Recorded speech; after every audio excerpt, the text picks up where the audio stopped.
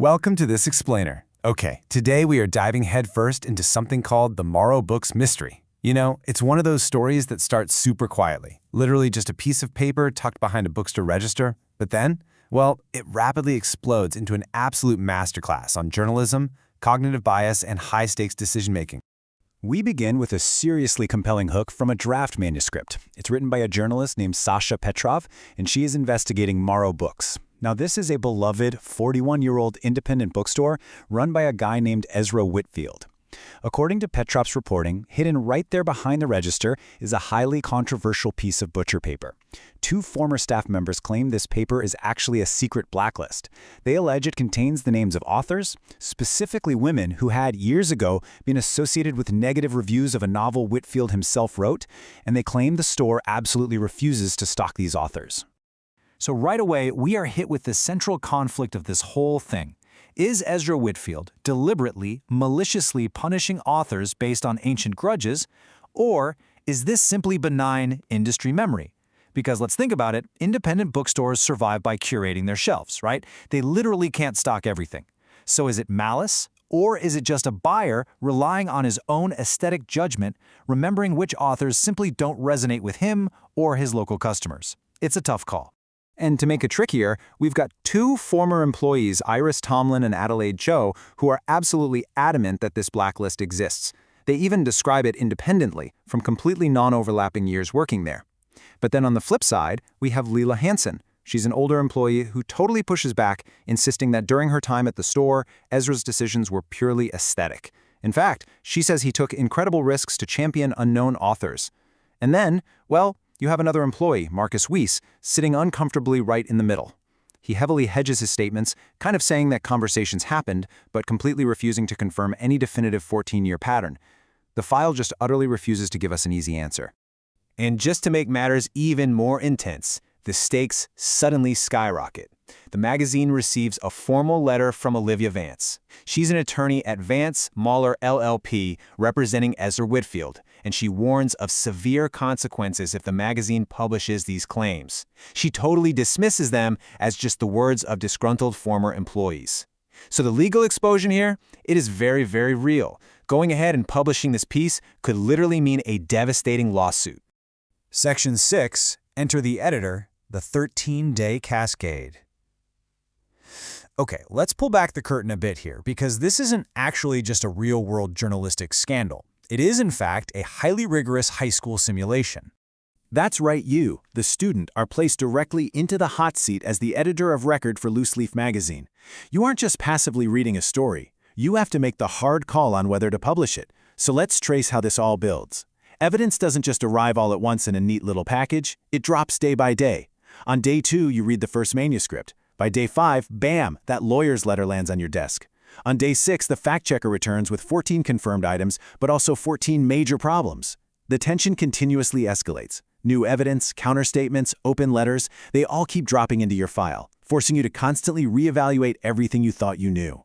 Section 8, the Evidence Ladder. Evaluating the claims.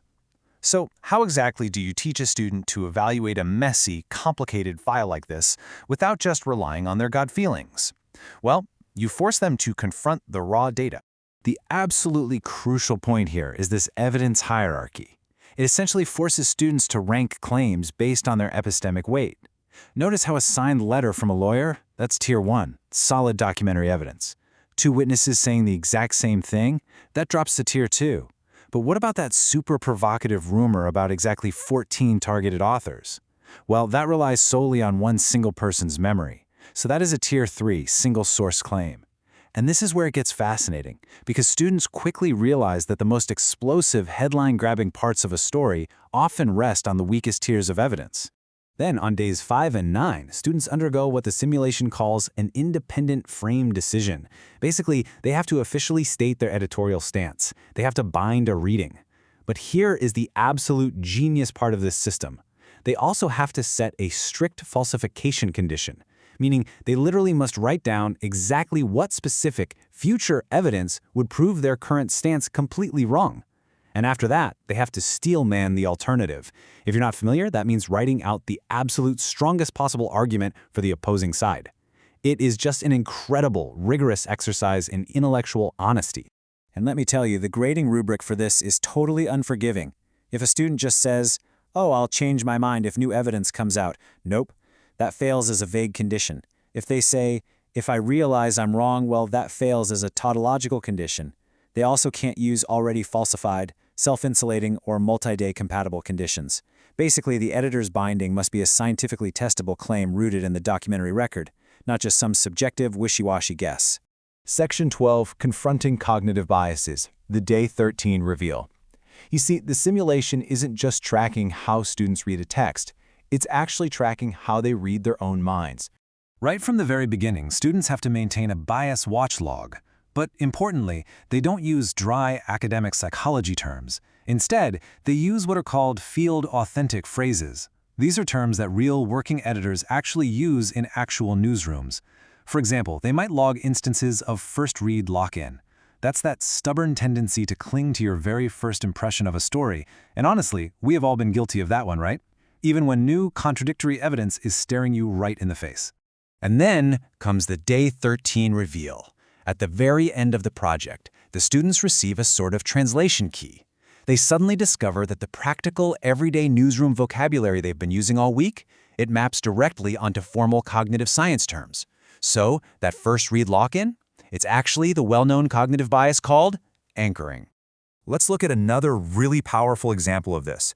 When an editor trusts a piece of information simply because the writer has this compelling, trustworthy voice, they call it the writer who sounds right. Come Day 13, students learn that this is formally called the halo effect. This whole discovery-first architecture is honestly brilliant. By letting students experience and actually identify the bias in a hands-on practical setting first, it completely solidifies their learning.